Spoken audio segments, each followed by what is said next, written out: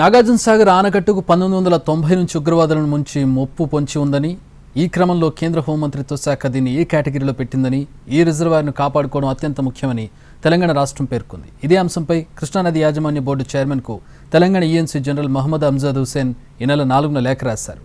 సాగర్ కుడివైపు ఏపీలో point number 515, 420, 250ల వద్ద రక్షణ లేదని, సిఆర్పీఎఫ్ బలగాలు కేవలం ప్రధాన డ్యాం రక్షణకే పరిమితమయ్యాయని లేఖలో పేర్కొన్నారు.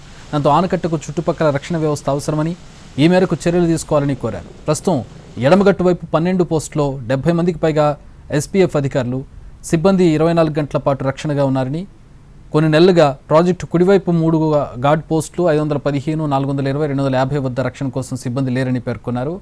డ్యామ్ సేఫ్టీ చట్టం 2021 ప్రకారం తెలంగాణ ప్రభుత్వం 2023 నవంబర్ 30కి ముందు తర్వాత సాగర్ ఆపరేషన్ అండ్ మెయింటెనెన్స్ పనులు సమర్థంగా నిర్వహిస్తోందని పేర్కొన్నారు.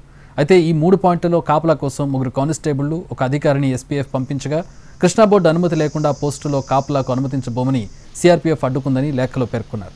సాగర్కు పొంచి ఉన్న ముప్పు ఉండడంతో ఎస్పీఎఫ్ బలగాలు కాపలా కాయడానికి అనుమతించాలని ఈఎన్సీ కోరారు.